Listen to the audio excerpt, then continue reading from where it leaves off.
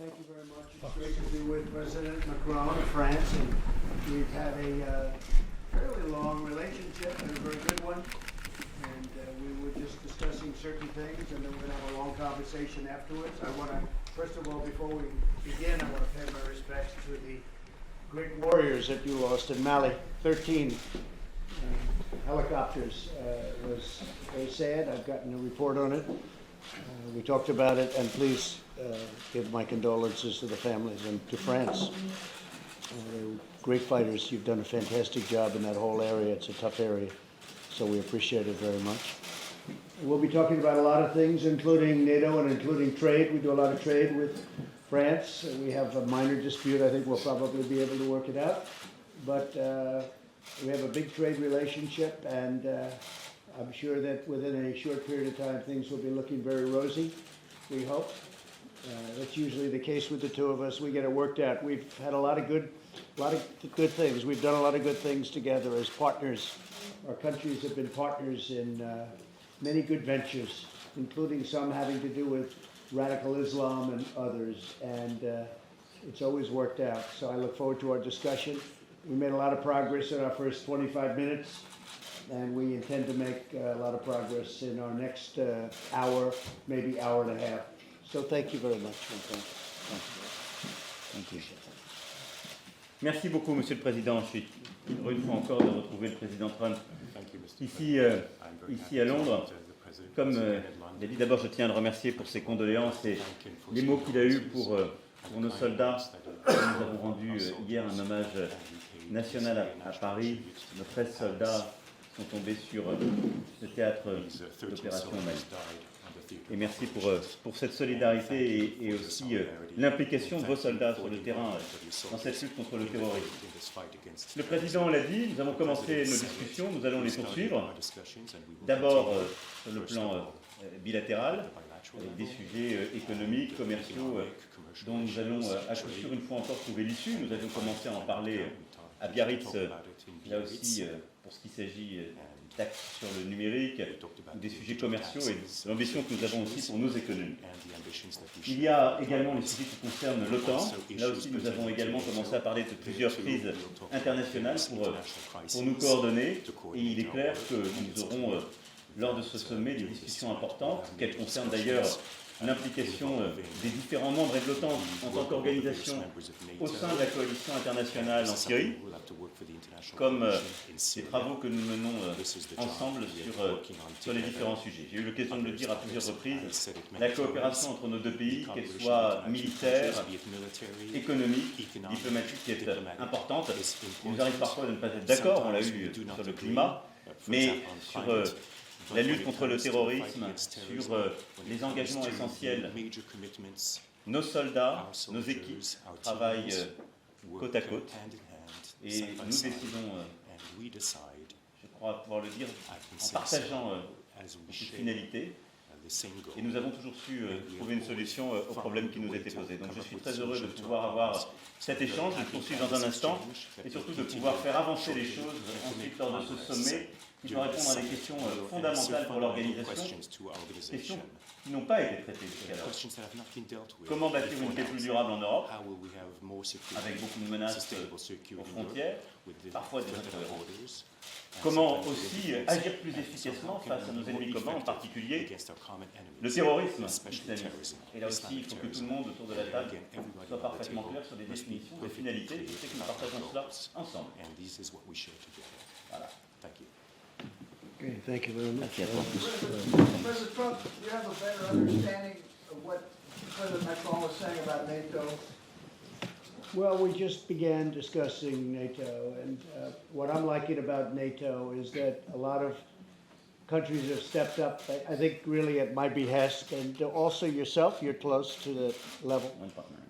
But they've stepped up and they put up a lot of money. I told you it was $130 million, $130 billion, and that's a lot, and they're now stepping up again. It's going to be $400 billion.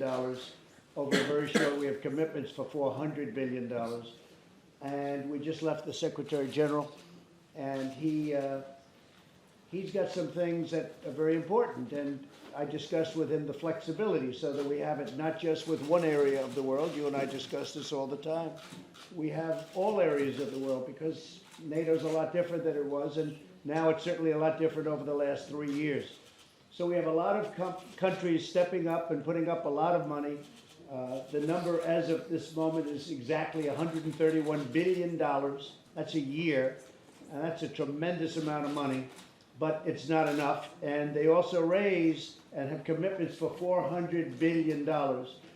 So NATO, which was really heading in the wrong direction 3 years ago, is heading down. If you look at a graph, it was to a point where I don't think they could have gone on much longer.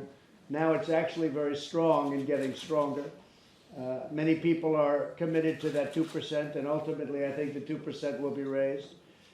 And the President and I think, feel that we need more flexibility, and I think we both agree on that, so that we can use it for other things, not just looking at one specific country. I mean, a lot of people say it was meant to look at originally the Soviet Union, now Russia, but we also have other things to look at, whether it's radical Islamic terrorism, whether it's the tremendous growth of China.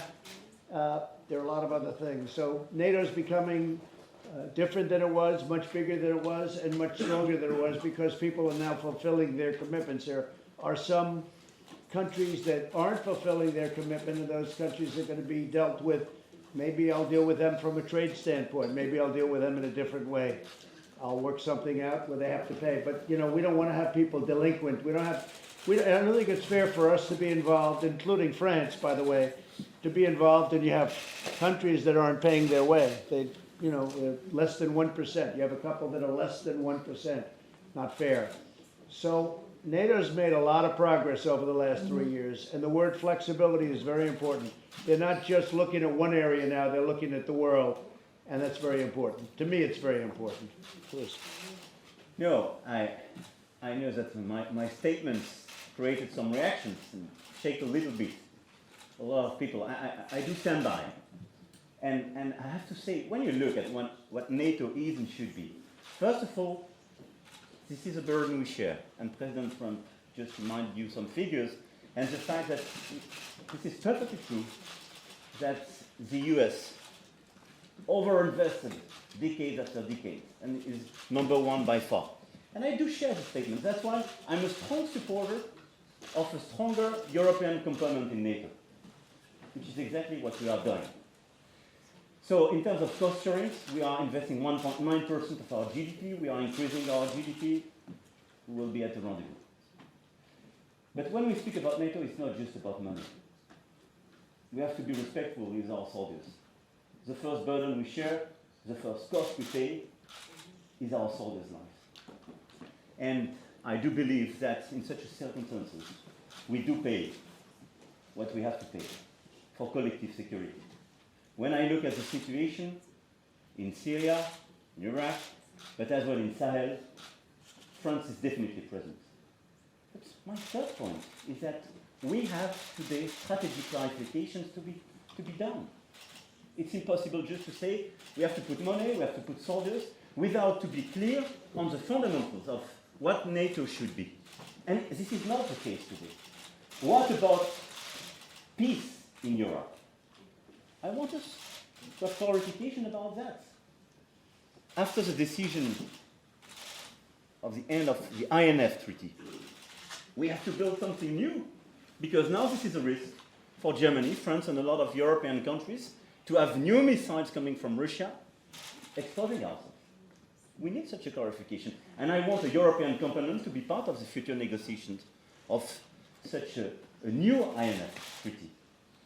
When we speak about the enemy, I would say, of the alliance, what is the objective?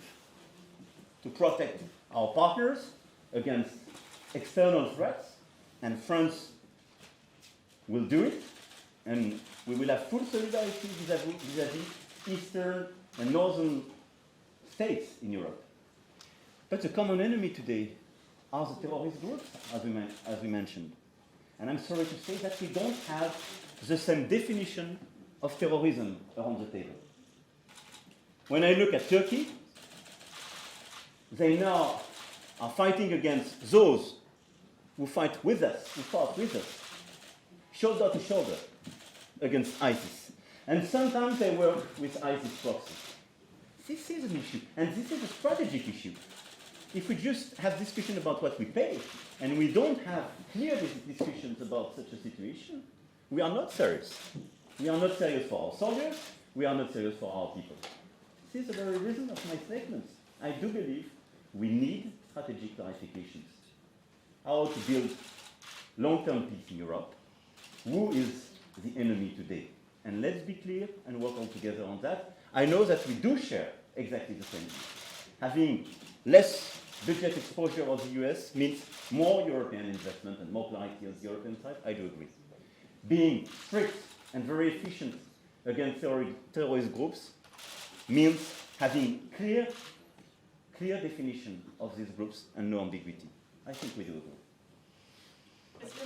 Well, one thing I will also, I'd like to say that you've been really doing a great job in Africa, and you've been very much involved there, more than most, and that's been fantastic. I appreciate you saying the United States for decades have been paying really way disproportionately too much for NATO, and you'd have other countries paying far too little that are very directly benefited by it, and by the United States involvement. And we're changing that around somewhat, and it's very important. But we're a very important player. I think without us, NATO certainly is not the same thing as we discuss, and discuss it at length. This morning we discussed it with Secretary General Stoltenberg. But we're behind you 100%, and all of the money that's been raised, and all of these countries that are all of a sudden putting up money, it's a great thing to see. But we do have a great, we really have a different objective, I think, right now. We're looking at a much bigger picture, and that includes, well, it includes, you mentioned Iraq, but it really includes Iran too. I think that if you look at what's going on in Iran, they have massive riots, they're having protests all over the country, and they're killing a lot of people. Everybody knows that. That's why they turned off their internet system, so nobody can find out.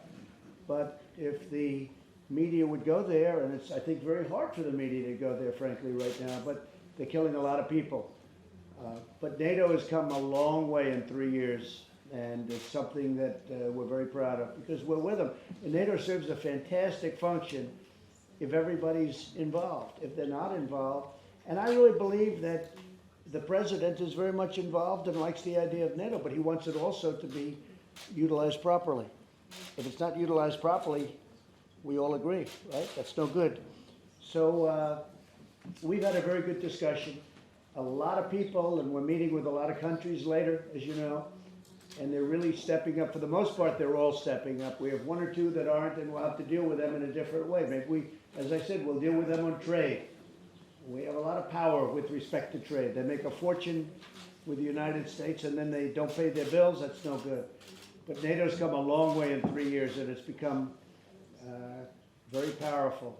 I think very powerful.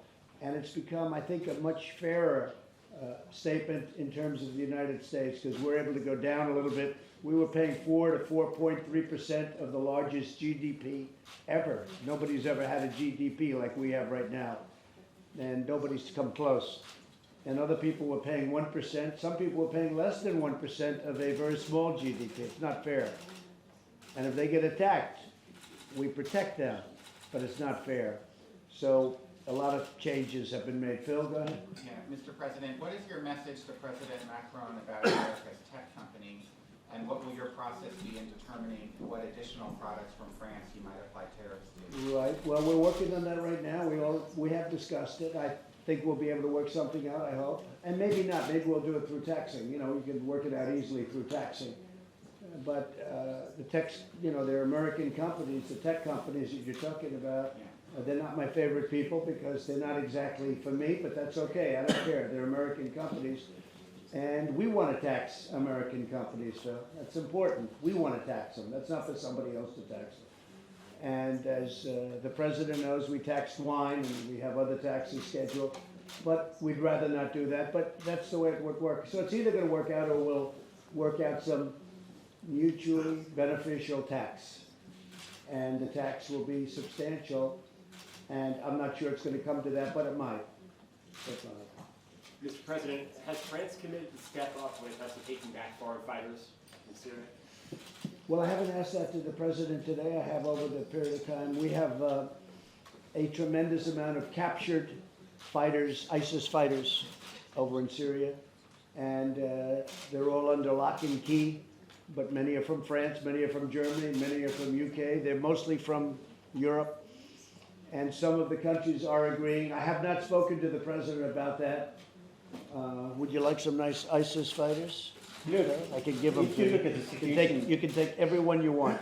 let's be serious. The very large number of fighters you have on the ground are ISIS fighters coming from Syria, from Iraq, and the region. It is true that you have foreign fighters coming from Europe, but this is a tiny minority of the overall problem we have in the region.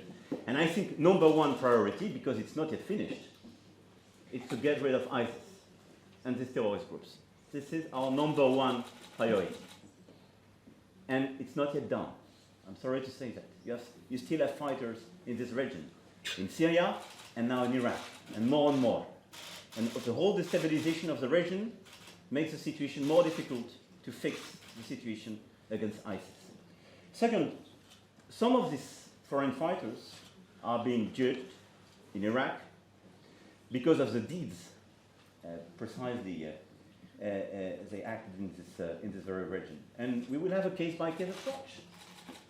We have a humanitarian approach for children, already organized, and we will have a case-by-case approach.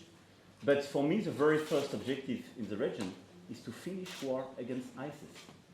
And don't make any mistake.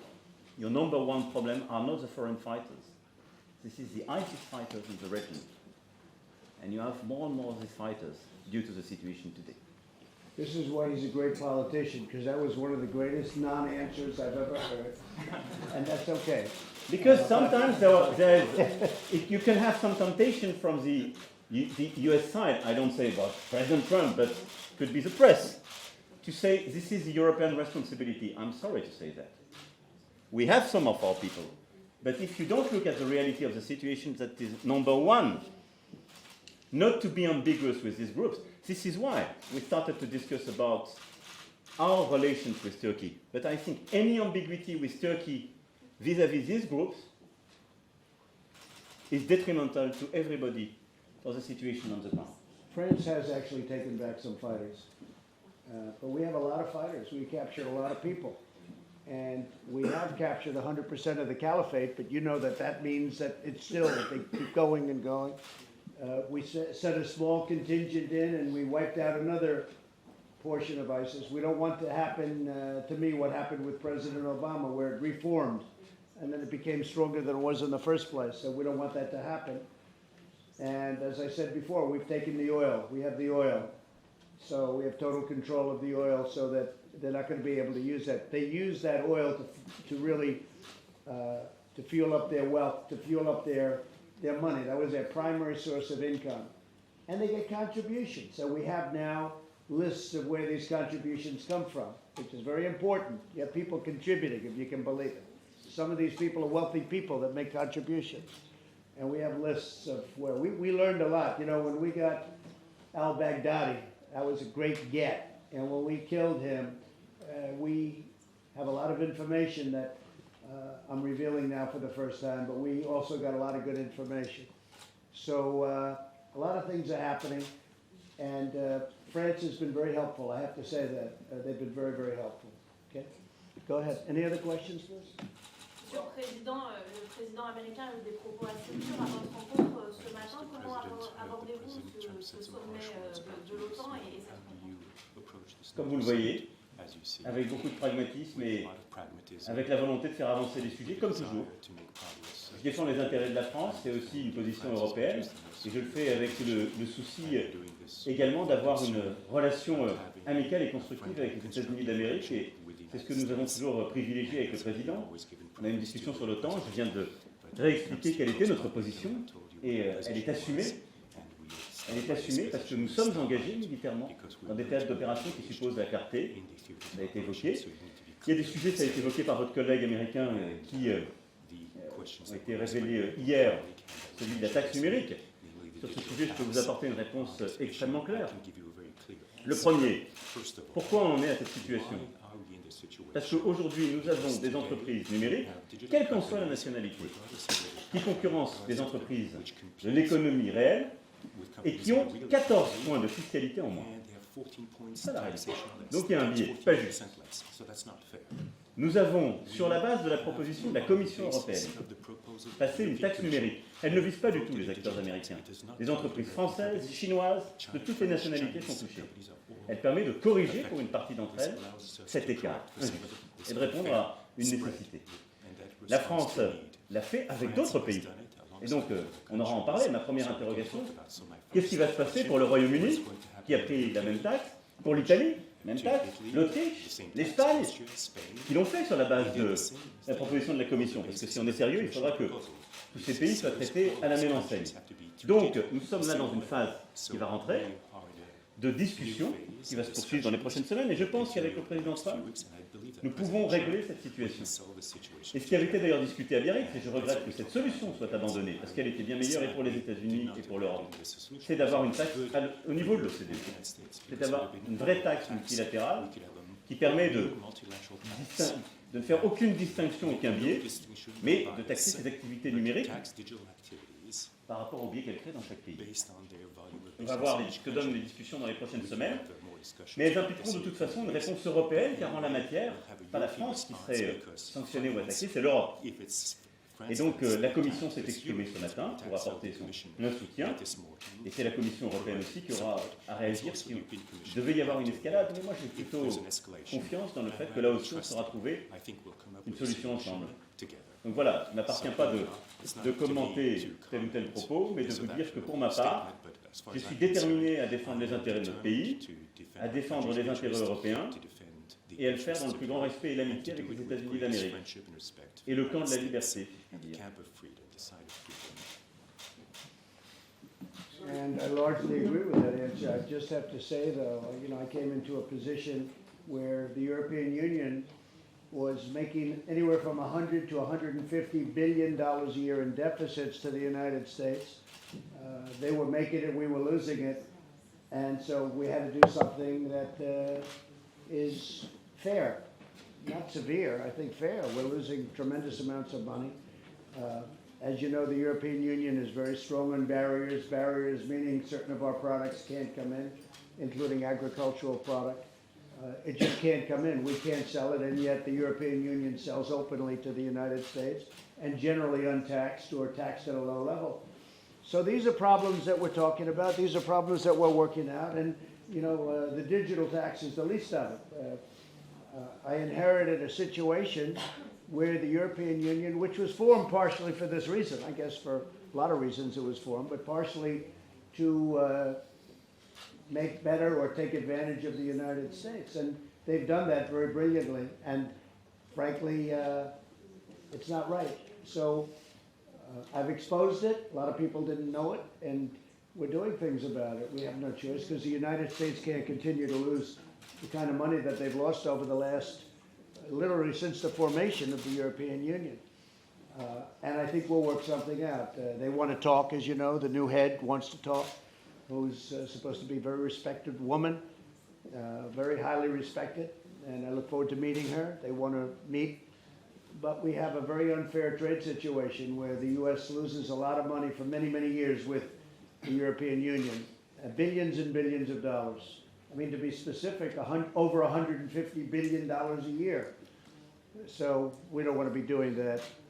And we can make a deal, we can take a harsh approach, we can solve that problem instantaneously if we wanted to, but I don't want to do that. These are friends of ours, these are people that we've had very extraordinary relationships with, and I do personally, and I'm sure we can work something out. You mentioned earlier the Iran protests. Does the United States support these protesters in Iran? I don't want to comment on that, but the answer is no, but I don't want to comment on that. Mr. President, on Turkey, President Macron just said he wanted the United States to do more in terms of standing up to President Erdogan and clarifying the terms of that relationship. Are you supportive of those efforts by other NATO allies, or are you standing in the way of them? Well, I can only say we have a very good relationship with Turkey and with President Erdogan. I do. I can't speak for the president of France, I mean, we have a very good relationship. We pulled our soldiers out and we said, you can patrol your own border now. I don't care who you do it with. We're not going to have soldiers patrolling a border that's been fought over for 2,000 years. But we took our soldiers out. We put some of those soldiers around the oil where we've captured the oil and taken the oil. And we have the oil. But we've brought some home, and we will be bringing some home, and we've sent some to other areas. Okay? Sir, But we have a very good relationship with Turkey. Mr. As President. far, and just on Turkey to be clear, we have a lot of cooperations with Turkey on security, trade, migration, and so on. There is a full-fledged agenda with the European Union and France. I do respect all leaders, whatever they can say, even bad things about myself. I do respect. I never insulted anybody. But now the question for this NATO summit, I think we need clarification from the Turkish side. This is not us to qualify them and what they are doing. But I do believe at least we have two clarifications to be asked. How is it possible to be a member of the alliance, to work with all of us, to buy our materials, to be integrated, and to buy the S-400 from Russia? Technically, it is not possible. Some clarifications to be provided by the Turkish president, as far as he wants to be part. Second, I understand from Turkey that they want to block all the declarations of the summit if we do not agree about their definition of terrorist organization, qualifying YPG and the others as terrorist groups, which is not our definition. These 2 points have to be clarified if they want to be a serious member of the alliance. I think so. And Mr. President, this is really why we're having meetings. Those are our points. And we'll be discussing that with the president today. Yes. Mr. President, will you issue sanctions on Turkey over their purchase of the S-400 missile system? We're looking at it now, and we're talking about it now. As you know, Turkey wanted to buy our Patriot system, and the Obama administration wouldn't let them.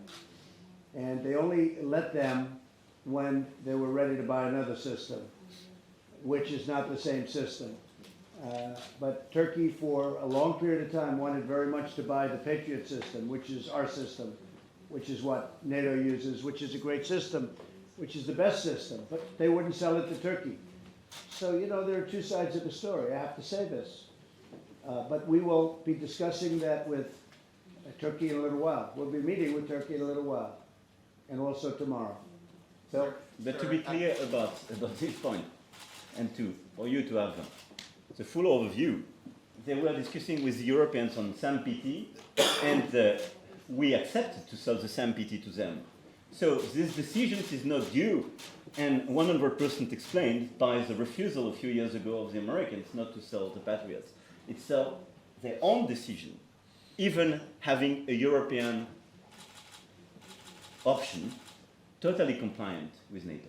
So they decided not to be compliant with NATO themselves. Sir, Mr. President, Prime Minister Johnson, I believe, is organizing some sort of discussion later today about the Syria conflict. Are you going to take part in that and meet with him? And if not, why? are you talking about Ambassador?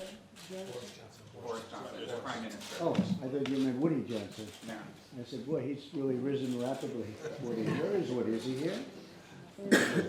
He's not here. This is his house. I can't believe he's not here. Yes, we'll be meeting with Prime Minister Johnson in a little while. I'll be seeing him later on. We're going over to number 10, which is a very exciting place to be, as you know. And we'll be discussing a lot of different things, yes. And one other related question, the London Bridge attack from a few days ago, do you have any comment here, your first day? No, I don't have a comment on the London Bridge attack, other than to say that I was very proud of those people that grabbed them and did such a good job between the fire extinguishers and whatever else. It was an amazing job they did, and he was very violent. You could see that. I mean, this was captured very much on tape. I think the way I think they were British citizens. The way they stepped up was incredible. That was really great. So, a terrible thing, terrible attack. A lot of people very badly hurt. I believe 3 or 4 killed. Is it 4 now today? So it's terrible. It's a terrible thing, and I know it's an act of terrorism. It's been declared an act of terrorism, radical Islamic terrorism, by the way, and it's very bad, very bad. But I think the way they stepped up, to me, that was something very special. Okay? Mr. Trump, a question on Russia. Mr. Macron says that Russia shouldn't be designated as an adversary of NATO. Do you agree with that? Do you think Russia is the enemy, and Mr. Macron, who is the enemy today? I don't think he does feel that. I think we get along with Russia. I think we can get along with Russia. I think you feel we can get along with Russia. We've discussed that before. But certainly we have to be prepared, whether it's Russia or somebody else, we have to be prepared.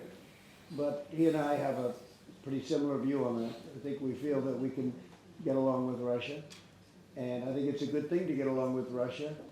And I campaigned on it. I mean, I go into big stadiums, people like it.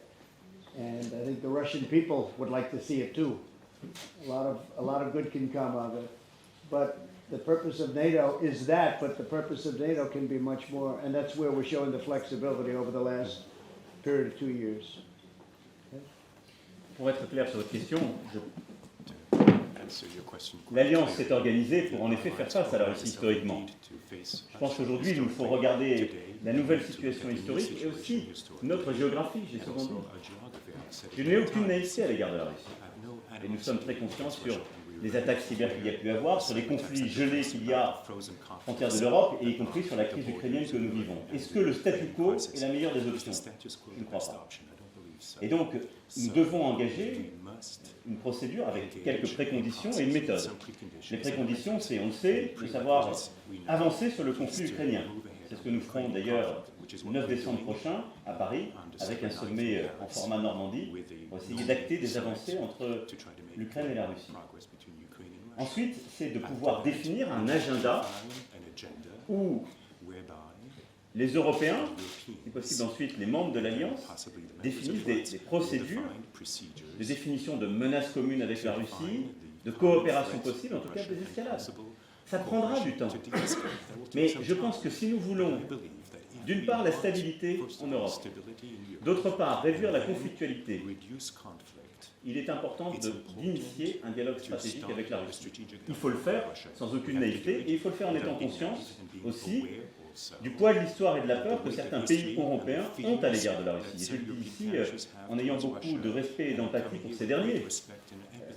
À l'égard de la Pologne, des États baltes, de certains États nordiques, la Roumanie et de quelques autres, nous savons que ce qui est attendu de nous, c'est aussi de les protéger à l'égard de potentielles agressions. Et donc, dans ce cadre-là, nous devons apporter de la visibilité pleine et entière sur les protections que l'Alliance et en son sein l'Europe peut et doit leur apporter. Et la France y jouera tout son rôle. Enfin, si je pense qu'il y a un ennemi commun, c'est le terrorisme international, et en particulier le terrorisme islamiste. Soyons clairs, c'est ce qui nous conduit à agir ensemble au Levant, dans le cadre d'une coalition internationale qui est aujourd'hui sous responsabilité américaine, mais où l'OTAN est engagée en tant qu'organisation, et comme vous le savez, la France y est très présente. C'est aussi ce qui nous conduit à agir au Sahel contre ces groupes terroristes. Monsieur le Président, on sent déterminé isolé sur la scène européenne, parce que vous avez parlé de la peur de la Russie, il y a aussi la peur, il faut le dire, des États-Unis, de la part de certains de vos voisins, qui se disent on ne peut pas avoir à la fois une défense européenne forte et être dans l'OTAN. Je sais que c'est ce que vous essayez de dire, vous conseillez disent on peut avoir fromage et dessert, c'est l'expression qui est revenue. Comment vous arriverez à bouger les lignes, sachant qu'il y a des situations politiques un peu compliquées, y compris chez vos voisins les plus puissants, en Allemagne, en Italie? D'abord parce que c'est pas fromage et dessert, ou alors c'est un cheesecake. Parce qu'en l'espèce, ce dont on parle, c'est d'avoir une Europe qui investit plus dans la défense, ce qui permettra de réduire l'investissement américain. Donc c'est parfaitement cohérent. Mais après, pour être simple, c'est un rapport à la souveraineté et à la puissance. Il est légitime que les États-Unis d'Amérique nous disent aujourd'hui, pour protéger vos frontières européennes, pour aller régler vos conflits de voisinage, qui sont votre voisinage, vous devez être plus investi, vous devez payer davantage, vous devez investir davantage. C'est légitime. Et donc, nous ne sommes pas dans une situation de sortie de Deuxième Guerre mondiale où, il faut bien le dire, l'Europe était désarmée et où une partie des Européens ne voulaient pas du réarmement de certains Européens. Je pense aux Allemands. Et nos mentalités ont été construites pendant des décennies, où l'OTAN était d'ailleurs fait pour que certains n'aient pas accès à une souveraineté militaire. Les temps ont changé. D'abord parce qu'il n'y a plus de pacte de Varsovie. J'ai cru comprendre que le mur de Berlin était tombé, ça fait quand même 30 ans. Et il y a aussi, depuis plusieurs années, des États-Unis d'Amérique qui nous disent prenez vos responsabilités. Je ne suis pas aussi pessimiste que vous. Ces 2 dernières années, on a fait avancer une coopération renforcée, un fonds européen de défense, une initiative européenne d'intervention dont tout le monde nous disait qu'elle était impossible. Maintenant, il y a chaque mois des nouveaux membres. Les 8 membres historiques étaient présents le 14 juillet à Paris. La Grèce nous rejoint, l'Italie nous rejoint, et ça continue. Et donc les choses avancent. Il y a une vraie dynamique. Et elle continuera d'être là, et elle se fera, je dirais, de manière totalement intégrée avec l'OTAN. C'est les ambiguïtés qu'il faut lever à l'égard de certains autres qui ont peur. Ça ne suppose pas de se livrer aux menaces extérieures, de se désarmer. Au contraire, ça veut dire une Europe qui prend ses responsabilités au sein de l'Alliance pour alléger la charge des États-Unis d'Amérique et pour porter sa part de souveraineté. Proposition pour l'après-traité D'avoir une discussion maintenant stratégique. On va commencer à l'avoir. J'en ai parlé avec le secrétaire général Stoltenberg, on en a parlé on a commencé à en parler avec le président Trump. Mais il est clair que nous devons assurer l'ensemble des pays de l'Europe, et je pense aussi à ceux qui sont à moins de 500 km de la frontière russe, qui n'étaient pas couverts par le traité FNI, de ne pas être exposés à des armements russes. Et donc, il nous faut, nous, clarifier la position commune que nous souhaitons prendre. Les parties prenantes à un nouveau traité, c'était jusqu'alors un traité bilatéral, je souhaite que l'Europe prenne ses responsabilités, qu'à la France le fera, qui est, comme vous le savez, une puissance dotée, et que nous puissions ensuite, une fois cette coordination faite, engager un nouveau dialogue, un nouveau débat avec les Russes pour répondre à ce problème de sécurité et de désarmement sur notre propre sol. And I think the situation in Ukraine is very important. I think that the meetings coming up with Russia and Ukraine are very important. And there's a possibility that some very big progress can be made.